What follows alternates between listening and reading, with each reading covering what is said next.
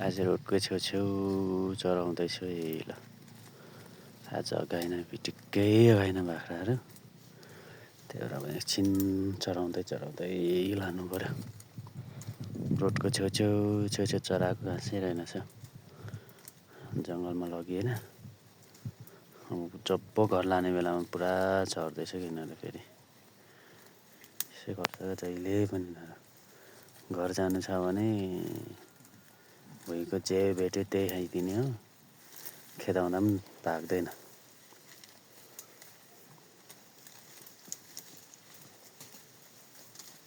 चढ्नु चाहिँ साह्रै मजाले चढिरहेछ है।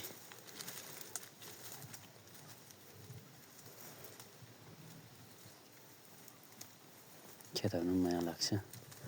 6 त बज्यो बेलुकाको, पुरा रात पर्दैछ, चढ्छ हेर न। खेदाउनु माया लाग्छ। अघि फेरि जङ्गलमा लागेको लन्छ, आधी जङ्गलमा गयो आधी यता माथि छुट्यो क्या। त्यही भएर जङ्गलमा पनि घाँस त तितेपातीहरू नै पलिरहेको थियो मजाले। अब भोलि चाहिँ त्यहीँ लानु पर्यो। तर योभन्दा लामो छ तितेपातीहरू चाहिँ फेरि।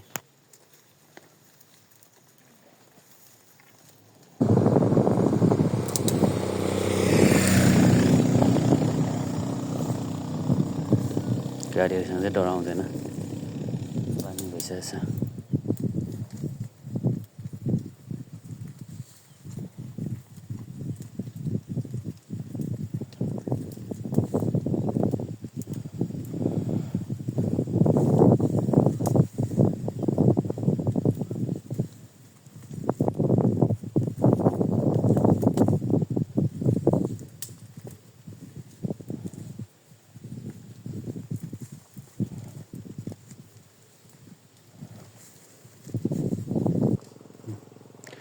अब चाहिँ निस्किँदैछ है, भक्कामा चाहिँ लानुपर्छ होला यिनीहरूलाई।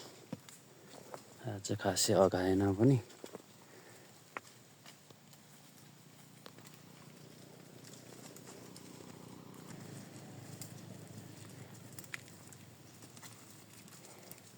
खुर अब सबै आएन फेरि, ए सबै नै आयो होला।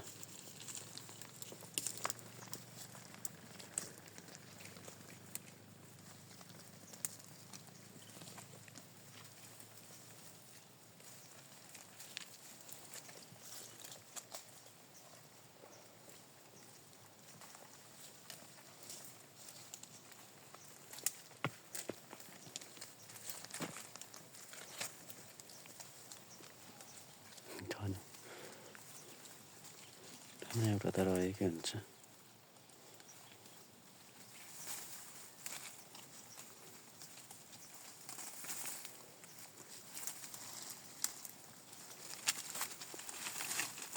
अझ ल खुर दुईवटा चाहिँ फेरि यता रहेछ।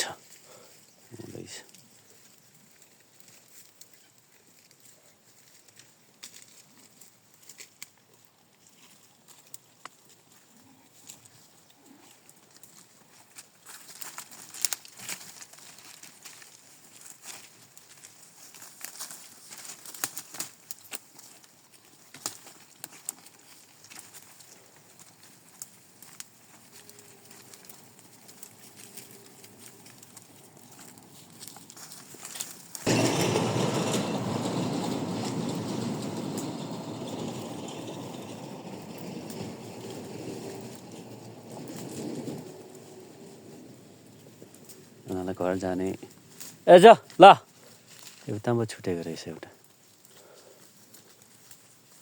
खुर एउटा पनि छुटेको रहेछ, उताबाट आउँदैछ।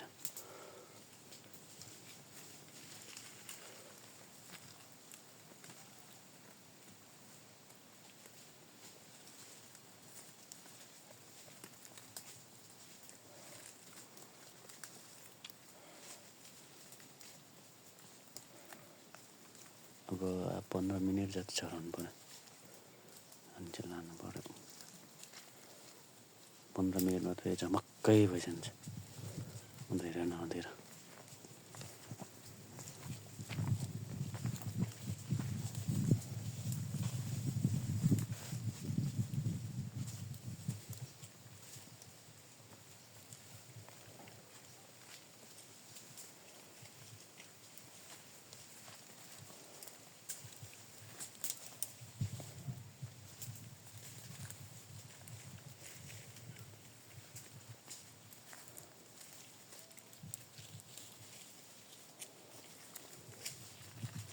बाख्राको चाहिँ सिङै रहेनछ क्या फेरि ठुटी जन्म नै नभएको रहेछ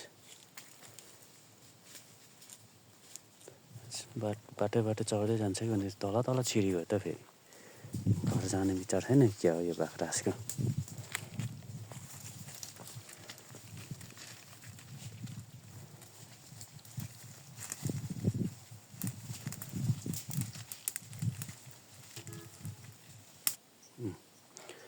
यतिवटा चाहिँ निस्किन्छ राति निस्केको छैन फेरि के गर्नुपर्ने हो पर्खिनु पर्ने हो कि आज तलबाट पो गयो कि क्या हो बाँसघारी तल जस्तै छ तलबाट गयो यस्तो छ खोर ल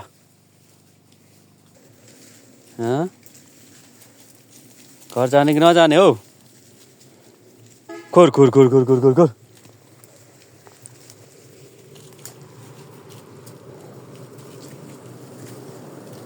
कति बालेको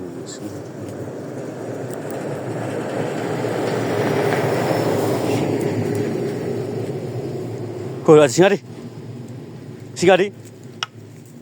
आइज खोर रातको मजा खोर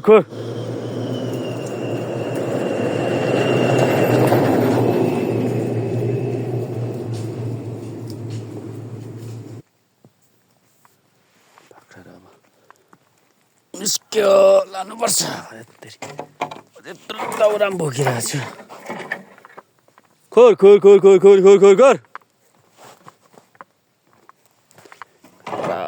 बराबर पुगिरहेछ छरिएर जाँदैछ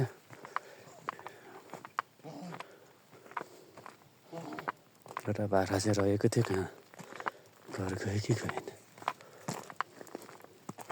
आज त छिटै लगिदियो सायद त्यतिखेर जङ्गलमै हुन्थ्यो त्यहाँ एकछिन चढ्यो भने चढाउने अब दिने हो भोलि चढाउनु पर्छ अरे